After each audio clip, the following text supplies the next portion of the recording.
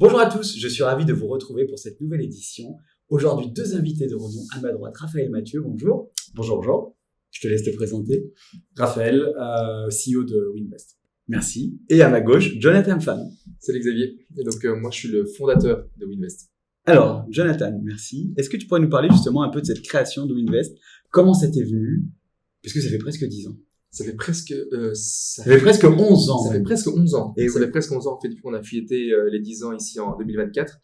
Alors, comment ça m'est venu? À la base, Winvest, c'était simplement, pour être de manière totalement honnête, c'était un métier qui me plaisait bien, l'immobilier, parce que ça parlait à tout le monde. Et je me suis dit que j'avais plus de sous, et c'était pour pouvoir voyager. Donc, je me suis dit que j'allais être agent immobilier. Et une fois que j'ai commencé l'activité d'agent immobilier, je me suis rendu compte de tout ce qu'il y avait moyen de faire dans ce métier-là, qui était très poussiéreux, assez old school, assez donc vieux jeu. Et donc, je me suis dit, bon, ça, je vais améliorer. Et puisque j'avais un peu une tendance de regarder ce qui se faisait aux États-Unis, eh bien, j'ai adopté les côtés modernes, les côtés technologiques, le côté marketing à l'immobilier. Et c'est comme ça que Winvest s'est lancé.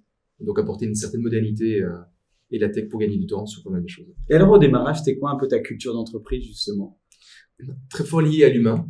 On se rendait compte à quel point il fallait être beaucoup plus transparent dans les transactions, dans ce qu'on faisait. On remarquait que les agents immobiliers avaient très mauvaise presse et donc ce côté un peu requin, mais parce que ça manquait de communication avec le client pour expliquer en fait qu'est-ce qu'on mettait en place pour pouvoir vendre. Le côté performance, on se rendait compte que les agents immobiliers faisaient pas finalement grand-chose pour essayer de vendre un bien, ou bien faisaient tout le temps la même chose, que ce soit pour un bien d'une petite valeur ou d'une grosse valeur. Et donc cette implication à mettre en place pour vendre un bien était assez faible. Et le côté customer centric, donc c'est vraiment centré sur le client. Et c'est ce qui nous a porté vraiment très très haut, je pense, au niveau de Winvest, c'est que pour nous, on était capable de dire, écoutez, on veut pas faire cette vente-là, ou on ne sera pas vous aider, on ne mentait pas. On était vraiment centré sur le client pour lui donner les bons conseils, les bonnes réponses, et ce qui nous a apporté beaucoup plus finalement que simplement la commission, mais une réputation qui a grandi et qui nous a permis de pouvoir grandir si vite. Faites ce que je dis, en gros, une valeur de transparence. Oui, c'est ça. C'est ça, D'accord. la transparence. Et en termes de compétences, est-ce que vous pensez que vous avez aujourd'hui, à l'époque, apporté des choses complémentaires à l'agent immobilier? Oui, en fait, le personal branding a été quelque chose de très fort, c'est-à-dire que les gens ne s'identifiaient plus à une marque, mais voulaient être liés à quelqu'un derrière la marque, qui représente cette marque-là. Donc, on s'est beaucoup mis en avant pour montrer avec toute transparence, de nouveau une de nos valeurs, qu'est-ce qu'on mettait en place pour vendre un bien. Donc ça, c'était une des premières choses, pardon. Le côté marketing, mettre beaucoup plus de moyens pour vendre un bien. Aujourd'hui, quand on voyait qu'est-ce qu'il y avait moyen de faire au niveau visuel, vidéo, visite virtuelle, etc., on voulait mettre tous les moyens possibles, imaginables, pour en obtenir le meilleur prix. Et ça s'est vraiment vu sur le marché. Donc le côté marketing. Et le troisième point que je dirais, c'est le côté technologique. Parce que quand on se rend compte qu'on n'a que 24 heures dans une journée, on essaie de gagner du temps un maximum. Et il y avait des raccourcis qu'il y avait moyen de prendre et que les agents ne le prenaient pas. Très bien. Alors, tout simplement, il y a une question aussi qui me vient. Quelle est l'origine du mot Winvest? Et puis également, vous avez eu plusieurs baselines. On a eu The Human Agency, repensant l'immobilier, être professionnel sans être conventionnel. Tout ça, très rapidement, c'est venu comment? Alors, Winvest, à la base, on cherchait un nom qui puisse, parce qu'en Belgique, on a la grande chance ou la malchance d'avoir deux langues principales, le français et le néerlandais. Et donc, on voulait parler à ces populations de manière globale. Et de se dire, on s'investit dans le projet des gens. Invest, c'était le côté immobilier. Oui, Invest, on s'investit dans votre projet. Donc, Invest, ça veut dire nous investissons. Et en fait, c'était on s'investit dans votre projet en tant que vous propriétaire pour vendre votre bien et en tant que vous acheteur, acquéreur pour acheter un bien. Donc, on s'investit avec vous. Et il fallait chercher quelque chose dont le site internet était libre, l'URL était libre. Donc, c'était le nom Winvest qui a été assez rapidement choisi et pour nous positionner correctement vis-à-vis de nos concurrents parce que c'était le côté investissement lié à l'immobilier. Au niveau des baselines que tu dis, il y avait de Human Agency parce qu'on voulait vraiment se dire, OK, derrière cette marque, en fait, c'est des humains, c'est des gens qui vont travailler, qui vont se donner à fond pour pouvoir vendre un bien immobilier. Mais on a remarqué que les gens ne comprenaient pas trop ce que c'était de Human Agency parce qu'ils pensaient qu'en fait, on était une agence de recrutement. Et donc, on est parti sur une autre baseline qui était finalement donc une agence professionnelle sans être conventionnelle parce que ça nous identifie. C'est que on aime bien être professionnel, bien connaître dans la matière, montrer qu'on est des pros, mais on n'aime pas avoir le costume cravate où on se rend un peu inaccessible. C'était vraiment le côté proximité qui était important au niveau des gens. Donc, c'était non conventionnel. Le nœud papillon, par exemple, qui nous identifie bien. Un côté gentleman. Mais être moderne, en tout cas, et authentique avec notre client. D'accord. Alors maintenant, on va parler un petit peu de Raphaël, qui est notre CEO. Et toi, je le rappelle, tu es notre fondateur. Alors, je voudrais bien que Raphaël, tu nous parles un peu de tes débuts chez Winvest et de ta rencontre avec Jonathan. Comment les choses se sont faites. Voilà, est-ce que quand tu es arrivé chez Winvest, tu as tout de suite été notre CEO ou pas? Alors, John et moi, on se connaît avant l'aventure Winvest. On a eu la chance, ou la malchance, ça dépend, de fréquenter les mêmes bancs d'école. Et donc, il était 2 années au-dessus de moi. On se connaissait sans jamais réellement se parler. On avait des amis en commun. Et en fait, quand moi, j'ai commencé ma carrière professionnelle, il venait de lancer Winvest. Et j'ai toujours regardé avec intérêt le projet entrepreneurial que c'était. Et au fur et à mesure des années, c'est-à-dire en fait pas plus de 3 années, je me suis rapproché d'eux, puisqu'en fait, dans ma famille, quelqu'un souhaitait investir. Et donc, j'ai directement été les mettre en relation. Et puis, en fait, on a gardé un contact. On s'est vu plusieurs fois le dimanche. Je pense que je bossais beaucoup la semaine, le dimanche était libre.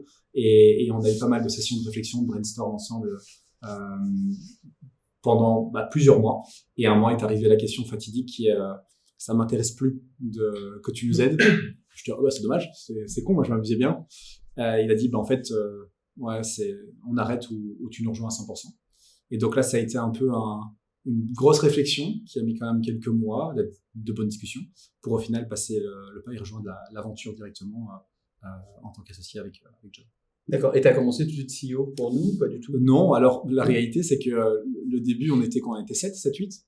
Dont vraiment l'esprit startup et dont une minorité d'agents immobiliers. En fait, c'est ce qui caractérise Winvest, c'est que la majorité, dans ce cas-là, si on prend l'exemple 8, il y avait 5 personnes qui ne faisaient pas de la vente immobilière, mais qui étaient marketing, IT, admin, support, pour en fait donner un maximum d'outils pour les 3 agents immobiliers pour qu'ils se concentrent vraiment sur ce qu'ils font de mieux. Ce côté relationnel, ce côté... Mais on est d'accord qu'au début, quand tu as rejoint l'aventure Winvest, on n'avait pas encore développé cette idée de franchise. Vous étiez d'abord sur l'agence principale qui est toujours une agence en exploitation, parce qu'il y a toujours cette double casquette à la fois d'agent immobilier du terrain, qui connaît bien donc son métier et est compétent, mais également ce développement de réseau qui tu as apporté en réalité. C'est bien ça? Oui, au début, en fait, il n'y avait pas tu parlais du titre CEO, c'est quelque chose qui n'existait pas. Moi, je viens d'un monde beaucoup plus corporate où en fait, tout deal était fait avec un contrat en bonne et due forme, etc. Au début, Winvest, c'était la start-up, quoi. C'est qu'il y avait cette notion de hiérarchie, mais il n'y en avait pas. C'est pas comme si on est encore aujourd'hui, mais c'est des choses qui n'étaient pas à l'ordre du jour. On était sur du développement, sur de la motivation, sur la croissance de chiffre, d'aller chercher les mandats, faire du marketing, sans pourtant se prendre des questions un peu plus corporate, je dirais. Tout le monde faisait un peu tout. Et s'il y avait avec certaines spécialités, mais voilà, exactement. Avec John qui pilotait depuis l'origine les équipes. Et donc voilà, ça a évolué dans ces dynamiques. Et comment t'es venue l'idée justement de développer Winvest en dehors de la Belgique? Ou en tout cas, déjà en Belgique de développer... Non, déjà en dehors de Bruxelles. Parce que je pense que ça a été les premières réflexions. En fait, je suis arrivé pour, je pense, comme John aime bien dire aussi, donner un vent un peu de nouveauté et de croissance, d'ambition. Là où Bruxelles, depuis 3 ans, avait une très belle renommée, fonctionnait très bien, principalement sur les projets neufs. Et il y avait tout un scope qui représente 98% de la population qui sont à vendre des biens existants. Et aujourd'hui... aujourd'hui, dans le passé, c'était quelque chose qui n'était pas utilisé, qui n'était pas du tout développé. Donc, on a eu pas mal de réflexions ensemble là-dessus, de se dire, OK, comment déjà développer Bruxelles au-delà du neuf, mais en rajoutant l'existant. Et après, rapidement, je pense que c'est les 6 premiers mois de 2018, parce que tout ça, c'était en 2017. Les 6 premiers mois de 2018, on a travaillé sur un système beaucoup plus scalable, de se dire que aujourd'hui, on fonctionne avec une majorité des gens en interne qui ne sont pas professionnels immobiliers, du moins agents immobiliers. Donc, on a continué dans cette dynamique de se dire qu'est-ce qu'on peut nous apporter pour en fait grandir plus rapidement. Et demain, avoir des agents en dehors de Bruxelles ou des agences qui bénéficieront en fait de tout l'apport qu'on a en interne pour justement eux se concentrer sur leur métier. Merci. Et comment fonctionne votre duo au quotidien? Qui fait quoi? Il a évolué. Ça, je pense qu'en fait, ce que John faisait en 2018 ou ce que moi je faisais en 2018 n'est pas du tout la même chose. Moi, je me souviens qu'au début, j'étais plus moins rattaché sur Bruxelles, mais plus dans la partie développement, réflexion et expansion dans d'autres grandes villes en Wallonie. Et puis, en fait, au fur et à mesure, ça s'est développé. Il y a eu la réflexion sur la France qui est arrivée, je pense, en 2021. Une réflexion. C'est arrivé tôt. Une ambition, en tout cas, d'y aller sans pour autant y aller. Et puis après, il a fallu aussi, avant de penser à la France, structurer la Belgique. autant Bruxelles qu'après la Wallonie. Puis la Wallonie, on a attaqué la Flandre, qui a mis un peu plus longtemps que prévu aussi. Et on s'est dit, en fait, naturellement, on irait au Luxembourg. Donc c'est à côté, il y a souvent des synergies qui se créent.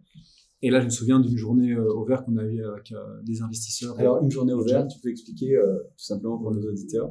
Une journée en dehors des bureaux, réflexion. On prend le temps de réflexion, en fait, de prendre de la hauteur sur le business. D'accord, ok. Et je me souviens très bien qu'à l'unanimité, ça a été aucune valeur ajoutée sur le Luxembourg aujourd'hui.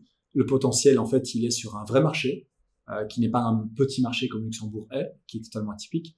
Et le vrai marché, c'est la France. C'est là que la France est arrivée, en fait. Et c'est là que la réflexion de la France est arrivée. Ouais. D'accord, ok. Très bien. Et toi, John, aujourd'hui, comment toi, quelles sont un peu tes fonctions, tes missions au quotidien? Moi, je reste vraiment quelqu'un du métier, parce que donc là où Raphaël était quelqu'un qui est très très bon pour développer le business, moi j'avais cette expérience d'agent immobilier. Bon, maintenant clairement avec l'expérience que Raphaël a pris, l'immobilier il le comprend, il le maîtrise aussi. Mais moi j'avais été agent immobilier, j'ai fait des visites, j'ai ouvert des portes régulièrement. Et donc le côté terrain, je l'amène dans le côté création aussi de nouvelles idées, marketing, technologie, puisque ma formation c'est dans le marketing.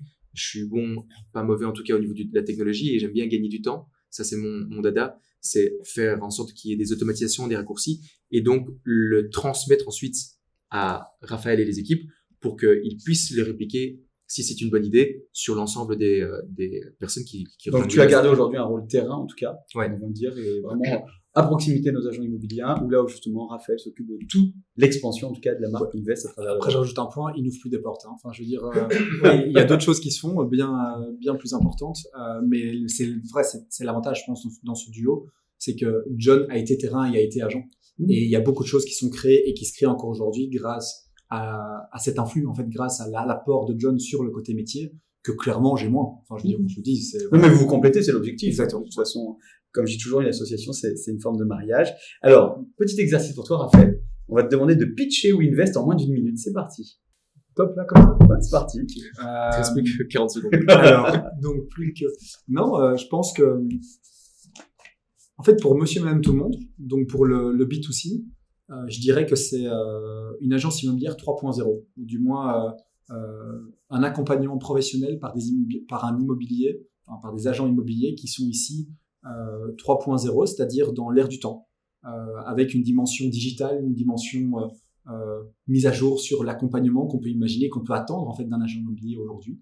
Ça, je dirais que c'est pour vraiment le B2C. Sur la partie B2B, WeInvest, c'est un franchiseur immobilier, puisqu'en fait, il a l'ambition, au-delà d'ouvrir des franchises de manière locale, de pouvoir en fait ouvrir des masters dans les différents pays. Aujourd'hui, il y a la Belgique qui est une société SRL qui regroupe l'ensemble des activités immobilières sur la Belgique, donc Wallonie, Flandre et Bruxelles. Comme la France sera amenée aussi à avoir cette indépendance et pouvoir vraiment développer l'ensemble de ses activités sur le territoire.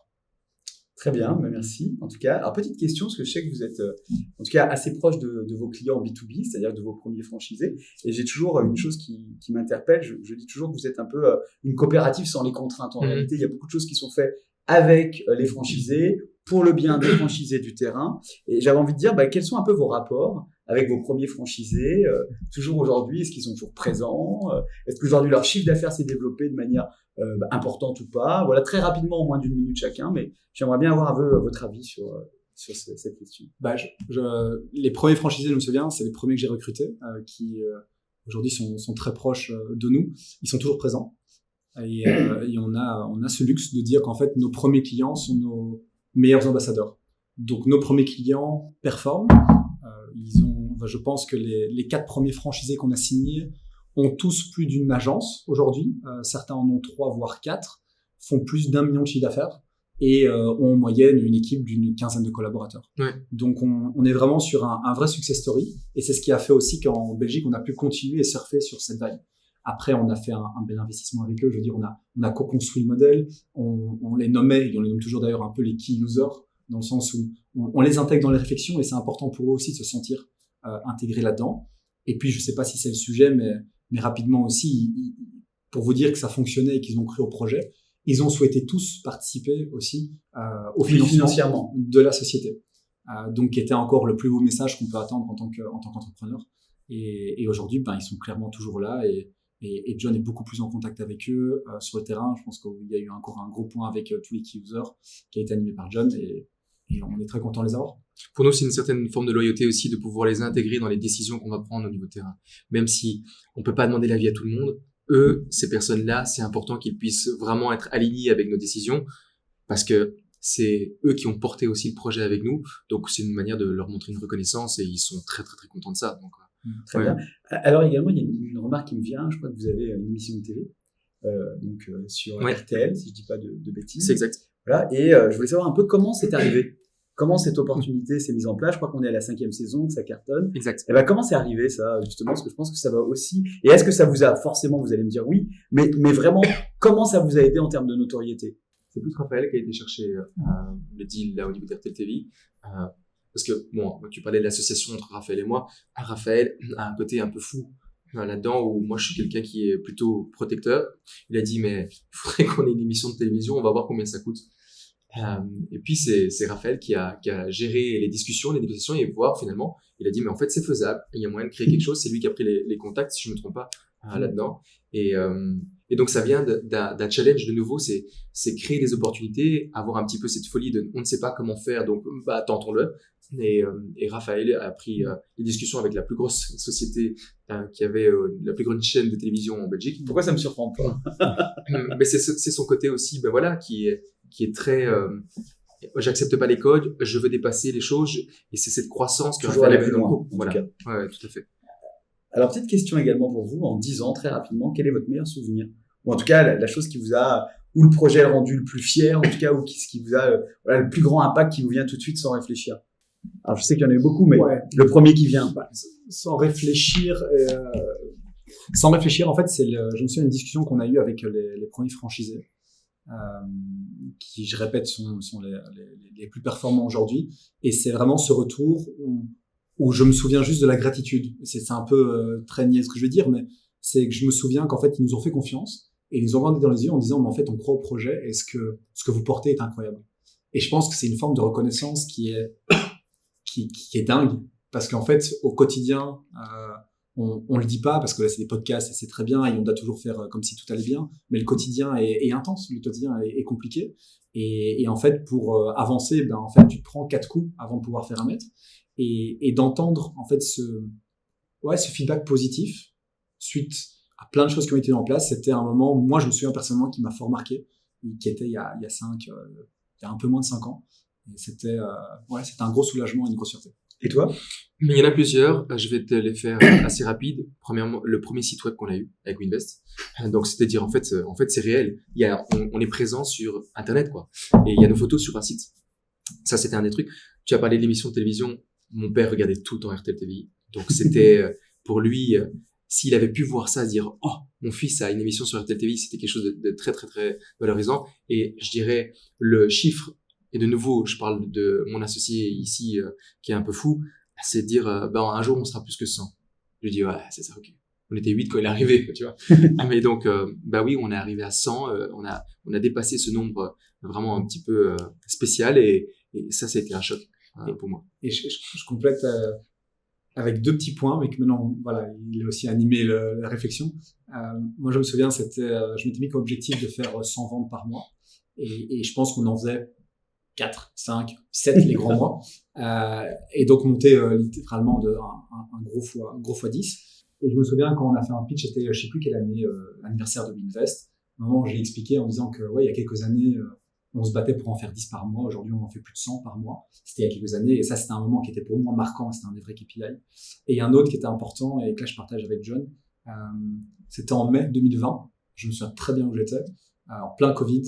On était dans le modèle de franchise qu'on avait lancé. On venait en fait d'ouvrir le système de franchise en Wallonie, donc en février 2020. Là où en fait en mars 2020 on nous annonce coucou, on va ralentir les choses. Donc gros stress, fermeture, comme toute société. T'as fait des investissements, tu dis mais où est-ce que tu vas? Tu sais pas où tu vas. Il y a aucune visite qui n'est acceptée. Enfin, tu dis mais en fait fais chier, c'est compliqué. Je vais devoir fermer la boîte. Enfin, tu ne savais pas où tu allais. Et je me souviens qu'on a discuté avec pas mal d'investisseurs, d'amis et autres. Et je me souviens avoir appelé John et en toute vulnérabilité, l'avoir appelé, avoir pleuré et leur dit on l'a. on a les financements, on a les gens qui croient, on sait qu'on va pas fermer parce qu'en fait, les gens croient en nous et on est convaincus de ce qu'on va faire. Donc, et ça, c'était un moment magique, je vois encore où j'étais. Et ouais, ça, c'est un moment qui m'a marqué, vraiment. Génial. Alors maintenant, on va parler un peu de l'expansion en France. Voilà, c'est comme on parle toujours des projets un peu fous. Alors, est-ce que déjà, quand vous êtes attaqué au marché français, avant même d'avoir recruté un directeur pour cela, est-ce que vous vous êtes dit au départ, bah, c'est la même chose qu'en Belgique, on y va, on fonce et on verra, et est-ce qu'après, bah, vous avez essuyé un peu des gamelles en vous disant, bah, c'est pas le même marché, c'est pas la même chose, ou voilà, comment ça s'est un peu passé? Là aussi, on va essayer d'être le plus rapide et efficace. Ouais. Alors, il y a un mot que j'aimerais sortir d'entrée de jeu, c'est naïf. Ok. On a été un petit peu naïf sur l'ampleur que ça prenait et finalement la différence, parce qu'on parle la même langue, mais c'est pas le même business. Donc là, il y a un peu une naïveté là-dessus. Après, bah, j'ai envie de rajouter ce mot naïf avec ambition. Et si tu réfléchis trop, tu le fais pas des fois. Donc il y a ce partage-là avant que Raph explique cette envie de croissance, mais il y a vraiment cette dualité entre naïveté et cette ambition. Ouais, alors moi, je n'aurais pas utilisé naïf, parce que je pense que volontairement, on a été en France en disant non, ne jouons pas au con, ça va pas être un duplicat de la Belgique. Ça, on le savait très bien. Après, c'est peut-être, ça change d'être un peu naïf en fait. C'est de se dire qu'on voulait pas faire, on voulait pas juste dupliquer la chose, mais on l'a un peu fait en fait. Et on s'est rendu compte que ça marchait pas comme ici, parce que oui, au-delà de la langue et de la culture, même si on est quand même plus proche que d'autres pays scandinaves ou dans le sud, il y a d'un point de vue aussi légal, c'est très différent. D'un point de vue modèle, c'est différent. On en parlera peut-être, mais les mandataires, c'est quelque chose qui existe en France, pas en Belgique. Donc voilà, je pense qu'on s'est pris des gamelles, mais les gamelles ont permis en fait de se repositionner. Et en fait, si on avait attendu un modèle parfait avant de se lancer, je pense pas qu'on serait là aujourd'hui. Donc ça faisait partie du jeu. C'était un coût d'investissement. Alors, si je peux me permettre, je pense qu'en vous écoutant depuis tout à l'heure, je pense qu'il y a quelque chose qui vous colle un peu à la peau tous les deux. C'est que vous êtes deux entrepreneurs. C'est-à-dire qu'arrive à un moment, tu peux pas paramétrer quand tu es entrepreneur tout. Voilà, tu peux pas tout calfeutrer, tu peux pas dire que ça va être parfait. C'est-à-dire qu'à un moment, tu avances et tu verras bien, tu rectifieras au fur et à mesure, tant que tu rectifies vite. Et je pense que vous êtes plutôt dans cette logique-là, quoi. De vous dire, OK, on a fait des erreurs, on assume. Mais voilà, on l'a fait une fois, on va pas la faire deux fois. J'aime bien ce que tu as dit quand on rectifie vite.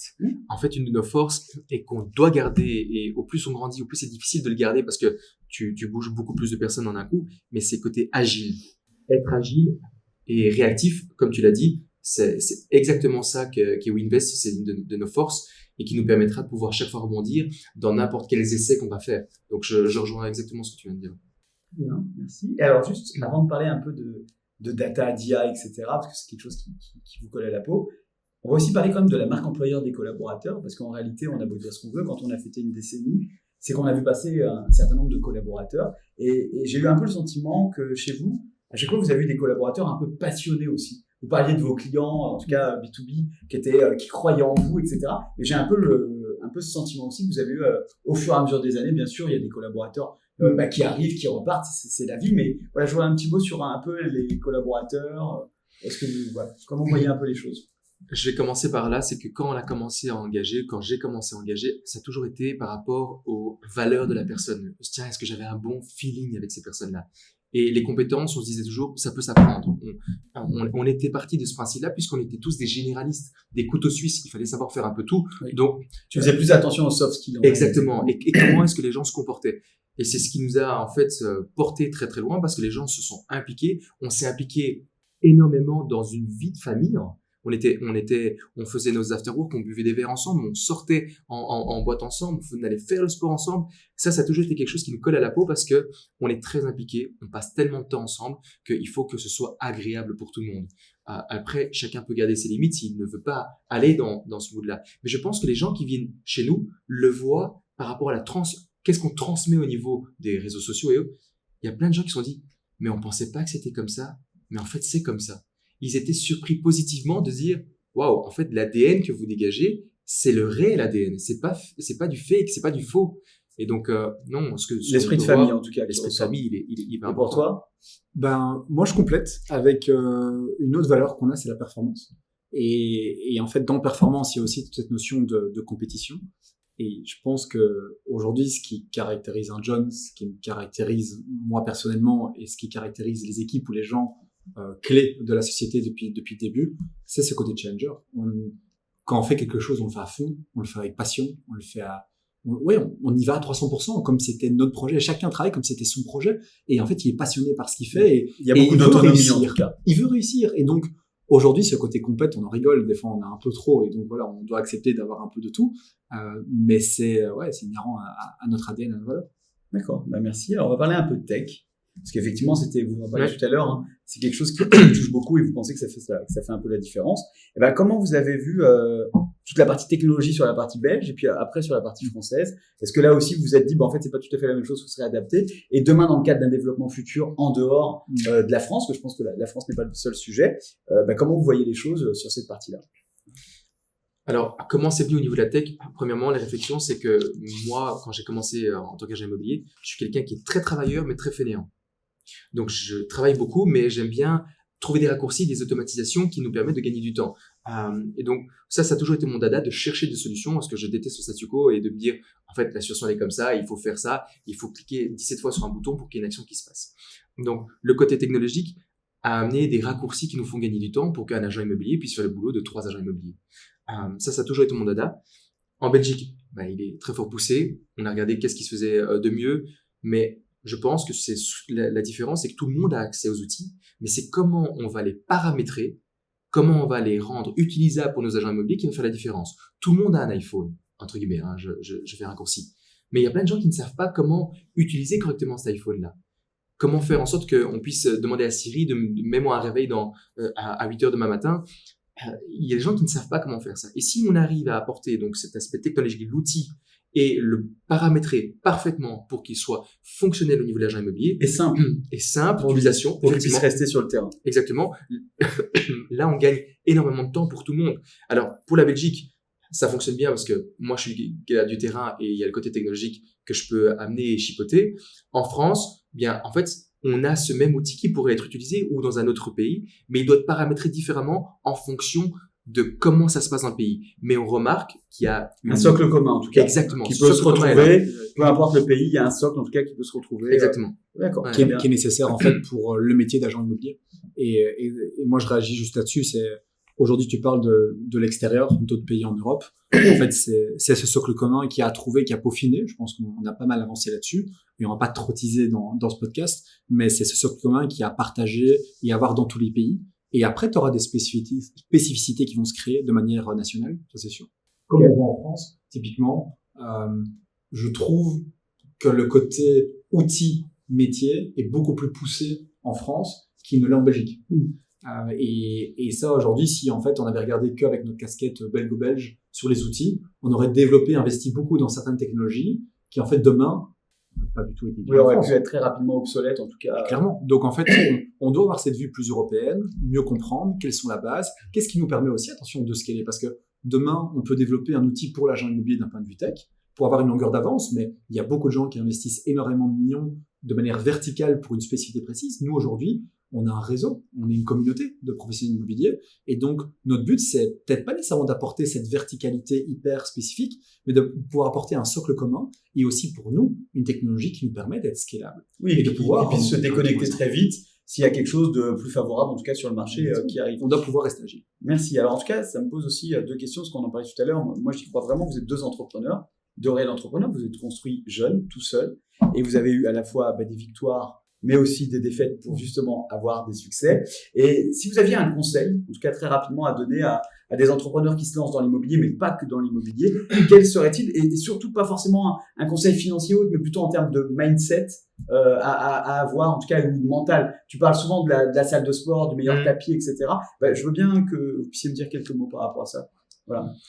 Moi, je dis une phrase qui nous finalement nous ressemble beaucoup, c'est pas celui qui croit le plus fort qui réussit, mais celui qui croit le plus longtemps.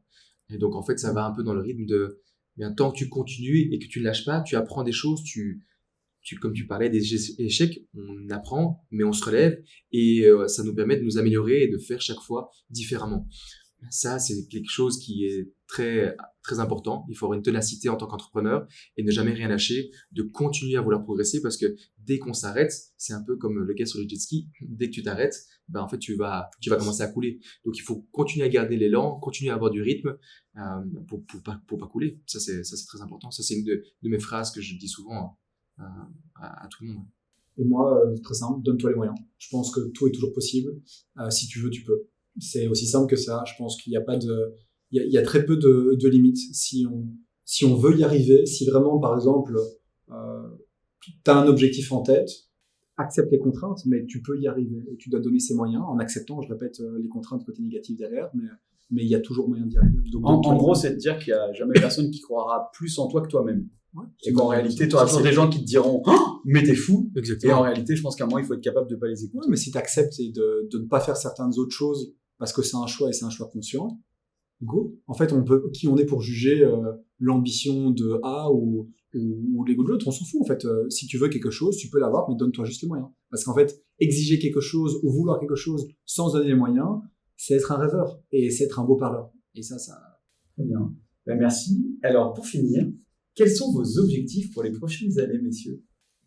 Alors, ça peut être personnel. On aurait pu préparer. Ça peut être personnel, mais ça peut aussi être professionnel. Alors, c'est bien quand c'est pas préparé. L'idée, c'est de pouvoir aller très vite en quelques minutes. Non, je peux le dire. Ici, je prends de plus en plus de plaisir, alors que les difficultés sont là, mais de plus en plus de plaisir avec les équipes. Et le mot équipe est très important, c'est que on sent qu'autour de la table, il y a de plus en plus de bonnes personnes qui sont capables de pouvoir chacun prendre les différentes difficultés et surmonter ça tous ensemble. Et donc, ça fait du bien. Moi, j'aime bien, en fait, gagner en équipe. Je suis pas en sport individuel, je suis en sport d'équipe, je fais du basket. J'aime bien avoir des victoires communes. Et de temps en temps, il y a un gars qui doit prendre le ballon pour marquer le dernier panier.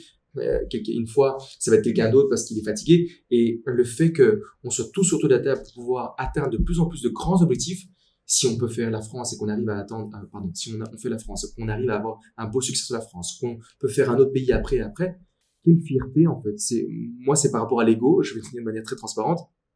C'est de l'ego boost. C'est de me dire, waouh. C'est de pouvoir continuer, en tout cas, à développer d'autres pays. On a fait ça, quoi. Et on a réussi à évangéliser tellement de gens à croire en notre projet et qu'ils sont heureux et satisfaits de ce qu'on produit. Ça, c'est pour moi la plus belle victoire. Ouais. Et pour toi? Moi, je sépare le pro du perso. Donc, premier point sur le perso, c'est double, c'est d'avoir un meilleur équilibre pro-perso et de construire plus de choses en dehors de WinVest. Je pense que ces dernières années, je me suis construit fort autour de WinVest parce que en fait, ça a été mon projet, mon bébé et toute autre chose. Et je pense qu'il y a beaucoup de choses d'un point de vue perso à construire. Donc ça, c'est d'un point de vue perso, comme je disais. Et d'un point de vue pro, c'est un peu deux KPI qui ressortent, mais c'est de pouvoir monter en fait à 5000 professionnels, donc d'être 5000 collaborateurs au sein du groupe et d'être dans 5 pays. Je pense que c'est un peu cette vision des 5 et 5. Donc 5 pays, 5000 collaborateurs dans moins de 5 ans, pour faire un peu différent des 5. mais 1000 par an. Très bien. En tout cas, messieurs, merci beaucoup. Merci à toi. J'étais ravi de pouvoir partager ce moment avec vous. De même. Et à bientôt. Merci Xavier. Merci.